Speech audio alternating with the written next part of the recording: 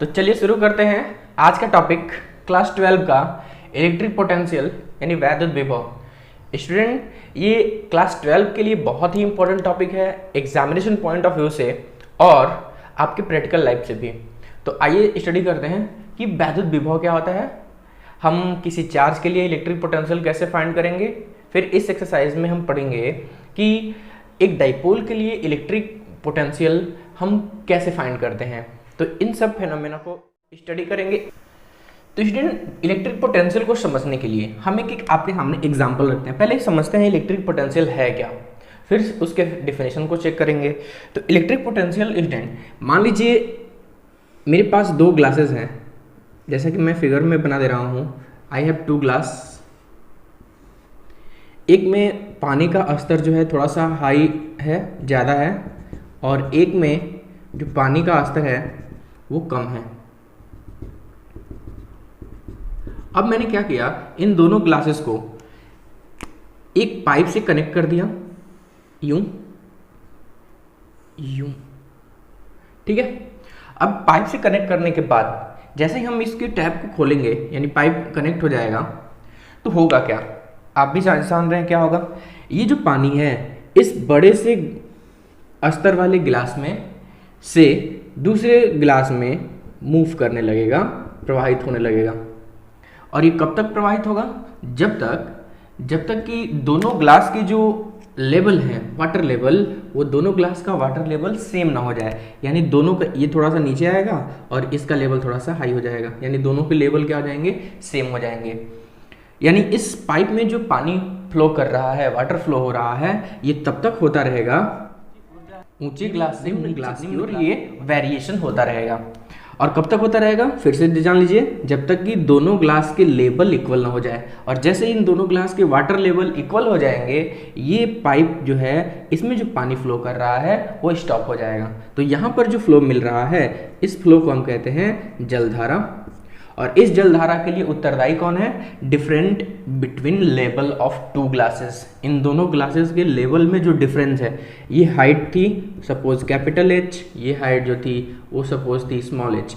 तो capital H और small H में जो डिफरेंस है, इसी के कारण ये वाटर फ्लो मिल रहा है। यानी जलधारा कब मिलती है, जब जल के स्तर में कुछ अंतर हो। तो जलधारा प्रवाह के लिए, जलधारा के लिए पानी की ऊंचाई का होना अलग अलग होना आवश्यक है। ठीक वैसे स्टूडेंट, अगर मैं एक और एग्जांपल लूँ, अगर एक मेरे पास ऑब्जेक्ट है जिसका टेम्परेचर है 30 डिग्री सेल्सियस और एक और ऑब्जेक्ट है उसका टेम्परेचर है 20 डिग्री सेल्सियस। अब मैंने एक दूसरे को इससे कनेक्ट कर दिया, एक दूसरे से चिपका के ओवरलैप करा के रख दिया, तो क्या होगा स्टूडेंट, जो ऊंचा टेम्परेचर है, हाई टेम्परेचर से लो टेम्परेचर की ओर जो हीट है वो फ्लो करने लगेगा। मतलब जो इसका टेम्परेचर है 30 डिग्री सेल्सियस, ये 20 डिग्री सेल्सियस, तो 30 डिग्री सेल्सियस से 20 डिग्री सेल्सियस की ओर जो टेम्परेचर है वो वेरी करेगा। और इस वेरिएशन के कारण जो हमको फिजिकल फिनोमेना फाइंड होगा वो होगा उष्मा, हीट मिलेगी यहाँ से। ठीक वैसे ही इलेक्ट्रिक पोटेंशियल को समझने के लिए, इलेक्ट्रिक पोटेंशियल वही काम करता है जो करंट, वाटर करंट फ्लो करने के लिए हाइट करता है और हीट फाइंड करने के लिए टेम्परेचर करता है। तो इलेक्ट्रिक पोटेंशियल डिफरेंस से हमको क्या मिलता है, इलेक्ट्रिक पोटेंशियल से हमको इलेक्ट्रिक करंट मिलता है।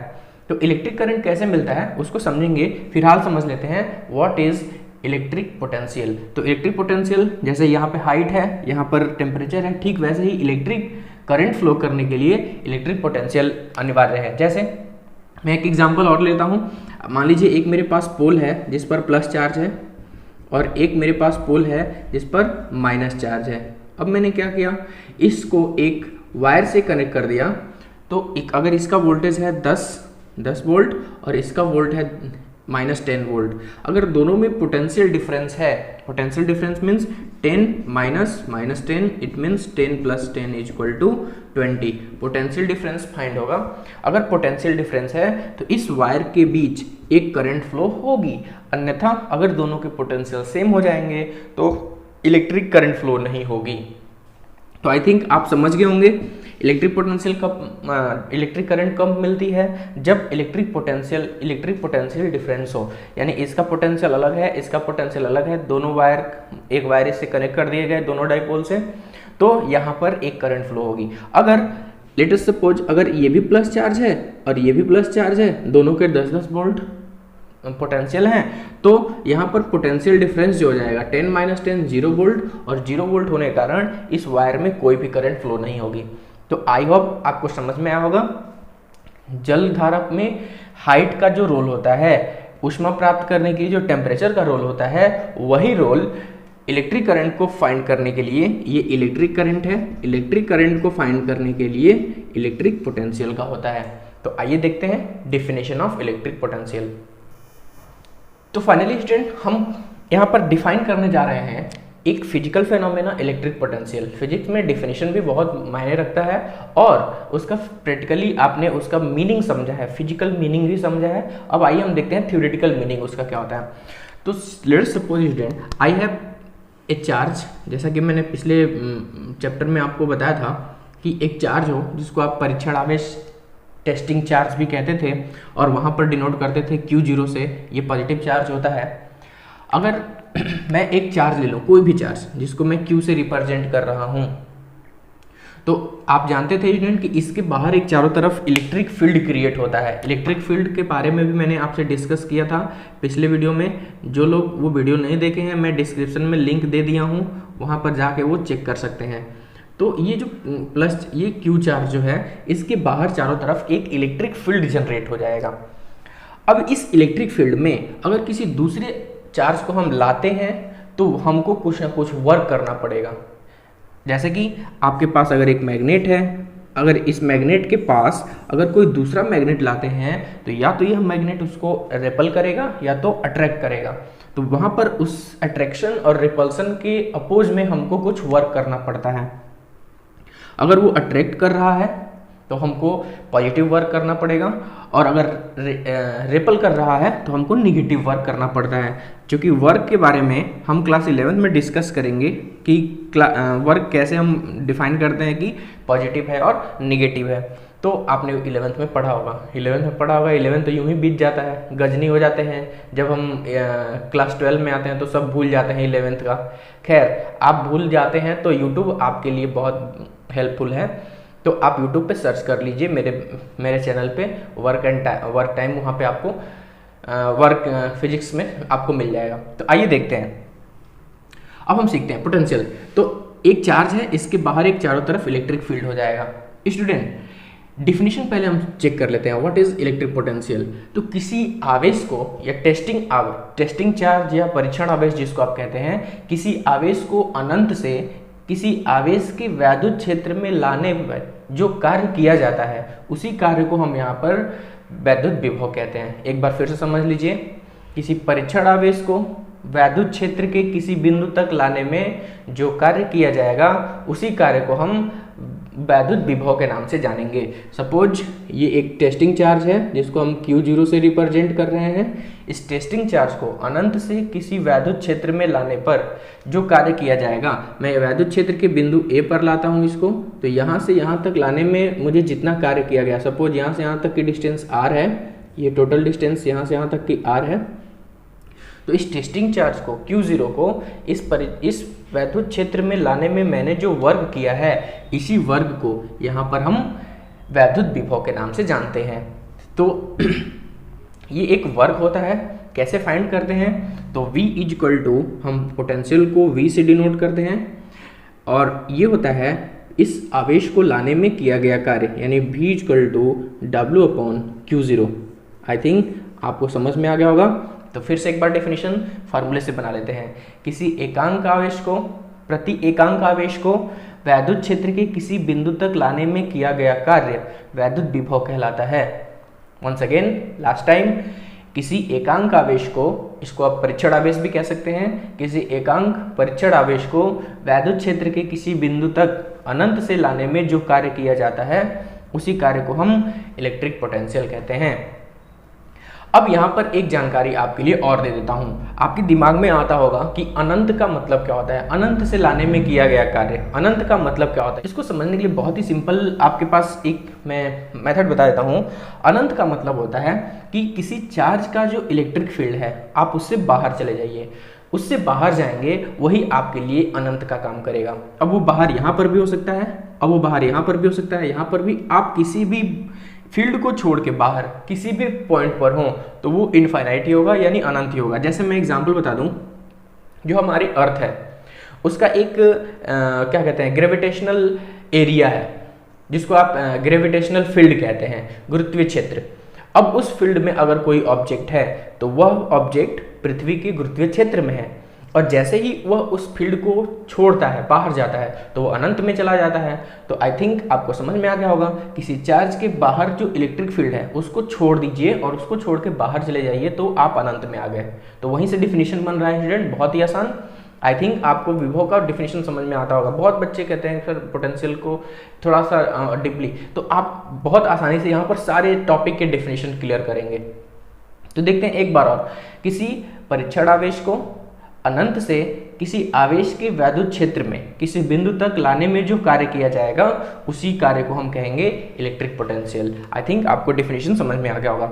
अब हम यहाँ पर एक फार्मूला भी डिफाइन कर लिए हैं उस डिफिनेशन से, V = W/Q0। अगर हम यहाँ पर इसका यूनिट लिखना चाहते हैं तो स्टूडेंट वर्क का यूनिट होता है जूल और चार्ज का यूनिट होता है कूलम। एग्जामिनेशन में कभी कभी ऑब्जेक्टिव क्वेश्चंस में ये यूनिट भी पूछ दिया करते हैं, तो आप इसको भी ध्यान रखेंगे सारे फिजिकल क्वांटिटी के। अगर आप क्वांटिटीज़ के यूनिट याद करना चाहते हैं तो उसके फार्मूले को याद कर लो, बहुत आसानी से याद हो जाएगा। तो जूल पर कूलम इसका यूनिट हो जाएगा। इसी को हम स्टूडेंट वोल्ट के नाम से भी जानते हैं। इट मीन्स जो पोटेंशियल होता है, पोटेंशियल का यूनिट होता है वोल्ट या जूल पर कूलम। आई थिंक आप समझ गए होंगे। तो ऐसे ही हम इलेक्ट्रिक पोटेंशियल को डिफाइन करेंगे। एक छोटा सा क्वेश्चन देख लेते हैं, फिर हम आगे बढ़ेंगे पोटेंशियल डिफरेंस की ओर। स्टूडेंट पोटेंशियल डिफरेंस, ये तो चार्ज के लिए पोटेंशियल हो गया, V = W/Q0। हम r डिस्टेंस पर एक फार्मूला भी डिफाइन करने जा रहे हैं। फिलहाल एक छोटा सा न्यूमेरिकल इस पर देख लेंगे, फिर हम एक चार्ज के लिए r डिस्टेंस पर इलेक्ट्रिक पोटेंशियल कितना होता है इसको भी डिराइव करके आपको समझाते हैं। तो आइए देखते हैं एक न्यूमेरिकल। तो स्टूडेंट आप क्वेश्चन देख रहे हैं, क्वेश्चन लिखा है 2 कूलम का आवेश है, 50 वोल्ट के वैद्युत विभव से लाया जाता है, तो हमको कितना कार्य करना पड़ेगा। What is the work when we applied 50 volt on 2 coulomb charge. बहुत ही सिंपल छोटा सा एग्जांपल मैंने लिया ताकि आपके थोड़ा कंसेप्ट क्लियर हो जाए। तो जैसा कि आप अभी भी देखे हैं फार्मूला, कूलम यानी कितना चार्ज है, चार्ज की वैल्यू परीक्षण आवेश की वैल्यू दे दी गई है, परीक्षण आवेश का मान यानी Q0 की वैल्यू यहाँ पर स्टूडेंट 2 कूलम दिया है। नो डाउट आप ओनली Q भी लिख सकते हैं, बट हमने Q0 से दिखाया था तो आप Q0 ले लेंगे। और यहाँ पर जो वोल्टेज है स्टूडेंट ये 50 वोल्ट है। हमको यहाँ पर वर्क पूछा गया है W की वैल्यू, तो यू नो V = W/Q0, ऐसा अभी भी आपने पढ़ा। तो W/Q0 से हम यहाँ पर V की वैल्यू फाइंड करेंगे, चूंकि V दे दिया है तो W = हो जाएगा V × Q0, और W = V की वैल्यू 50 वोल्ट और Q0 की वैल्यू 2 × 100 जूल। जो कार्य का मात्रक होता है वो होता है जूल। आई थिंक आप समझ गए होंगे। तो हमको यहाँ पर 100 जूल का काम करना पड़ेगा। 100 जूल से जो वो जो चार्ज है 2 कूलम का वो इस फील्ड में आ जाएगा। तो आई थिंक आप समझ गए होंगे ऐसे न्यूमेरिकल। अब हम यहाँ पर एक छोटा सा डेरिवेशन देख लेते हैं इसी पर। अगर मान लीजिए हमको चार्ज केवल दिया हो और वोल्टेज नहीं दिया हो, हमको वोल्टेज फाइंड करना है, वर्क भी नहीं दिया है, केवल चार्ज दिया है और कितने डिस्टेंस पर वो चार्ज रखा गया है, बस ये 2 क्वांटिटी हमको पता है। तो आइए चेक कर लेते हैं कि अगर चार्ज और क्वांटिटी डिस्टेंस पता हो तो हम वोल्टेज कैसे निकालते हैं। तो देखते हैं।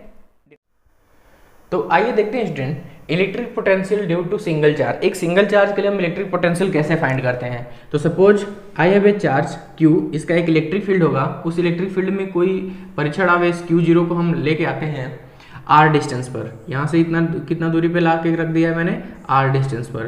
तो इस Q0 चार्ज के कारण इलेक्ट्रिक पोटेंशियल कितना अप्लाइड होगा, इसी को फाइंड करना है। तो इलेक्ट्रिक पोटेंशियल फाइंड करने के लिए आपने फार्मूला पढ़ा था V = W/Q0, ये फार्मूला होता है। तो हमको Q0 चार्ज परीक्षण चार्ज तो पता है, बट हमको कार्य कितना करना पड़ेगा ये फाइंड करना है। और कार्य का जो डिफिनेशन होता है W = F × D, यानी force into displacement is called work. अब हम यहाँ पे चेक करेंगे स्टूडेंट, मैं छोटे छोटे पार्ट में इसको अगर डिवाइड कर दूँ पूरे डिस्टेंस को, तो इस छोटे से डिस्टेंस को मैं अगर डी आर से रिप्रेजेंट करता हूँ कैलकुलस मेथड से, अगर इस छोटे से डिस्टेंस को मैं डी आर से रिप्रेजेंट करूँ तो यहाँ से इस चार्ज को इस पॉइंट पर लाने में हमको डी डब्ल्यू वर्क करना पड़ेगा, छोटा सा वर्क करना पड़ेगा। तो ये हो जाएगा छोटे से वर्क के लिए डी डब्ल्यू equal to f into d, यानी डिस्प्लेसमेंट की जगह पर मैंने ले लिया डी आर, छोटा सा डिस्प्लेसमेंट। अब मैं इसको इंटीग्रेट करके कहाँ से ला रहा था, इनफाइनाइट से आर डिस्टेंस तक, तो मैं इसको इंटीग्रेट कर दूंगा डी डब्ल्यू इजकल टू इंटीग्रेट कहाँ से कहाँ तक, इनफाइनाइट से स्टूडेंट आर डिस्टेंस तक मैं लाया हूँ। तो यहाँ तक लाने में मैंने कितना वर्क किया यही फाइंड कर रहा हूँ। तो इनफाइनाइट टू आर, ये इंटीग्रल करेंगे infinite to r f into d r. अब एक चीज़ यहाँ पर आपको मैं जानकारी के लिए बता दूँ, मैकेनिकल क्लास 11th का पॉइंट है। तो आप देखिए स्टूडेंट, हम जो चार्ज लाएंगे Q0, ये एक पॉजिटिव चार्ज होता है, दूसरा ये भी पॉजिटिव चार्ज होता है। दोनों को हम ला रहे हैं, पॉजिटिव चार्ज एक दूसरे को रेपल करते हैं यानी प्रतिकर्षित करते हैं, यानी हम फोर्स लगाएंगे इधर और ये फोर्स लगाएगा ऑब्जेक्ट अपोजिट डायरेक्शन में। तो वहाँ पर जो वर्क मिलेगा उस वर्क को हम निगेटिव वर्क के नाम से जानेंगे और यहाँ पर हम इसको माइनस से रिप्रेजेंट करेंगे। तो minus F into d are, ये निगेटिव वर्क हो जाएगा। अब इसी को केवल मैथमेटिकल कैलकुलेशन कर देंगे, हमारा रिजल्ट फाइंड हो जाएगा। तो आइए देखते हैं, छोटे छोटे वर्क को हम ऐड करते जाएंगे तो हमको यहाँ से यहाँ तक आने में टोटल वर्क फाइंड होगा, जिसको मैं कैपिटल W से डिनोट कर लेता हूँ स्टूडेंट। और ये जो वैल्यू है नेगेटिव साइन को मैं बाहर इनफाइनाइट टू आर, ये पूरी तरह से कैलकुलस का पार्ट है। और एफ यानी ये फोर्स जो होता है 1/4 पाई एप्सिलॉन नॉट इनटू के, Q1 के जगह पर Q है और Q2 के जगह पर Q0, Q1 Q2 बटा में आर स्क्वायर, आर के जगह पर आर लिया है मैंने।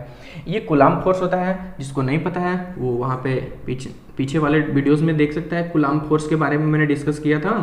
F is equal to 1/4 pi epsilon not के Q0 अपॉन आर स्क्वायर, ये कूलाम्ब फोर्स है, आप यहाँ पर समझ सकते हैं कूलाम्ब फोर्स, मैं इसका डेरिवेशन भी कराया है।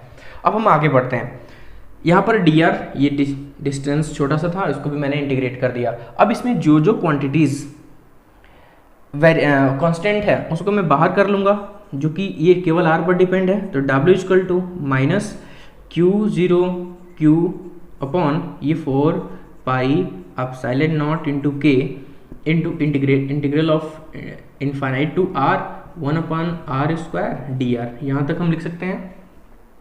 एक स्टेप मैं और कर देता हूँ यहाँ पे, W equal to minus Q0 upon 4 pi epsilon not के into integral infinite to are, ये आर ऊपर चला जाएगा स्टूडेंट, तो पावर -2 हो जाएगा डी आर।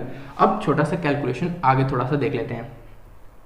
यहाँ पर हम जो कैलकुलेशन करेंगे वो हो जाएगा W equal to minus Q0 upon 4 pi epsilon not के आर स्क्वायर का जो इंटीग्रेशन होता है स्टूडेंट, मैं यहाँ पे फार्मूला लिख देता हूँ। x के पावर n का जो इंटीग्रेशन होता है वो होता है x to the power n+1 upon n+1। इस फार्मूले से r के पावर -2 का जो इंटीग्रेशन होगा वो होगा r to the power -2 + 1 upon -2 + 1। और इसका जो लिमिट दिया गया है, लिमिट है इनफाइनाइट टू r, तो इनफाइनाइट टू r मैं लिमिट ले लेता हूँ बाद में इसको लिमिट को रख देंगे। तो W equal to minus Q0 upon 4 pi epsilon not के r to the power -1 upon -1 और लिमिट रख देंगे स्टूडेंट इनफाइनाइट टू r। तो ये -1 जो है आगे आ जाएगा, तो ये बना लेगा positive Q0 upon 4 pi epsilon not into के, और ये हो जाएगा, हम वैल्यू पुटअप कर देंगे, एक बार r रख लेंगे, एक बार इनफाइनाइट रख लेंगे। क्योंकि ये r टू द पावर -1 है तो ये 1/r हो जाएगा स्टूडेंट, और अपॉन इनफाइनाइट टू r।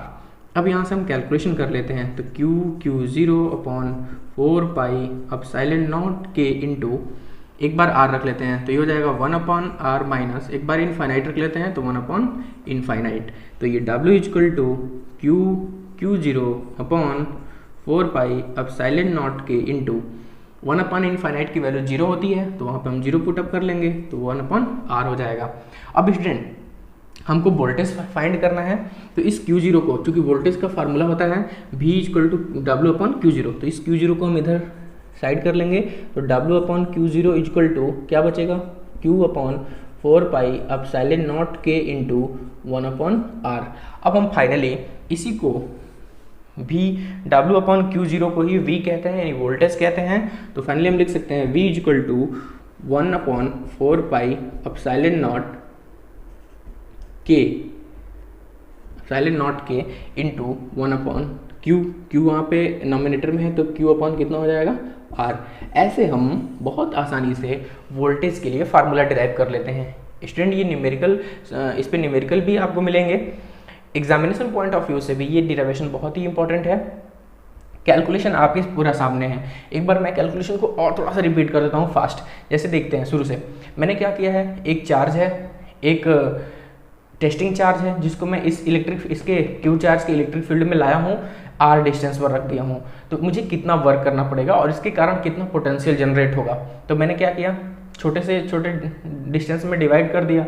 मैंने डी आर डिस्टेंस ले लिया। डी आर डिस्टेंस यहाँ से यहाँ तक लाने में कितना वर्क करना पड़ा, डी डब्ल्यू वर्क करना पड़ा। अब हमको पोटेंशियल फाइंड करना है। पोटेंशियल फाइंड करने के लिए हमको चाहिए वर्क चाहिए और टेस्टिंग चार्ज। तो टेस्टिंग चार्ज हमको पता है, वर्क फाइंड करेंगे तो work equal to force into displacement. छोटे से डिस्प्लेसमेंट के लिए वर्क डी डब्ल्यू equal to f into d r. Minus sign इसलिए लिया गया क्योंकि यहाँ पे निगेटिव वर्क होगा। हम ऑब्जेक्ट को अंदर ला रहे हैं और ये रिपल कर रहा है बाहर की ओर, क्योंकि दोनों पॉजिटिव चार्ज हैं। अगर दोनों एक पॉजिटिव होता है एक नेगेटिव होता तो यहाँ पे पॉजिटिव चार्ज फाइंड होता हमको। तो यहाँ से मैंने इंटीग्रेट कर दिया स्टूडेंट। इन्फाइनाइट से ला रहे थे तो इन्फाइनाइट से आर तक लाने में हमको कितना कार्य करना पड़ा, इंटीग्रेट कर देंगे। इंटीग्रेशन का पूरा मेथड आपके सामने है और फाइनली हम लास्ट में वोल्टेज के लिए फार्मूला डिराइव कर लेंगे।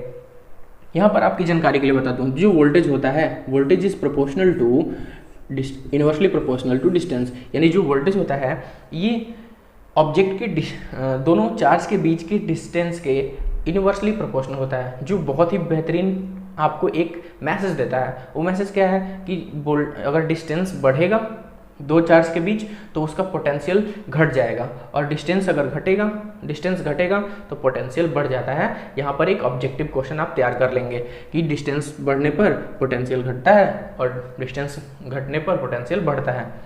तो आई थिंक आपको ये डेरिवेशन समझ में आ गया होगा। इस डेरिवेशन से रिलेटेड न्यूमेरिकल्स हम नेक्स्ट वीडियो में देखेंगे। फिलहाल एक मैं न्यूमेरिकल यहाँ पर और आपको बताना चाहता हूँ ताकि आपको पूरे कंसेप्ट क्लियर हो जाए। तो आइए देख लेते हैं इस फार्मूले पे एक छोटा सा न्यूमेरिकल।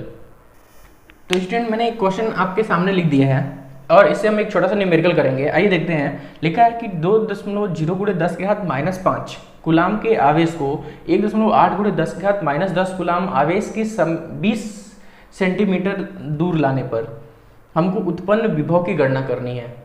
बहुत ही बेहतरीन क्वेश्चन है। यहाँ पर थोड़ा सा और बच्चे कंफ्यूज हो जाते हैं बट नहीं होंगे। अब देखते हैं। लिखा है स्टूडेंट, एक चार्ज है जिसको इस आवेश के समीप में लाया जाता है। तो यहाँ पर कंफ्यूजन है।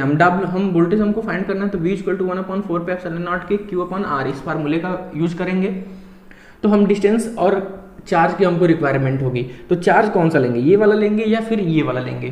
तो आपको मैंने बताया था कि मैंने जो परीक्षण आवेश लिया था, परीक्षण आवेश, तो उसमें ये परीक्षण आवेश तो इसमें दिखाई नहीं दे रहा है Q0, बस कौन सा चार्ज दिखाई दे रहा है हमको, Q, यानी जिस आवेश के समीप किसी अन्य आवेश को लाया जाता है।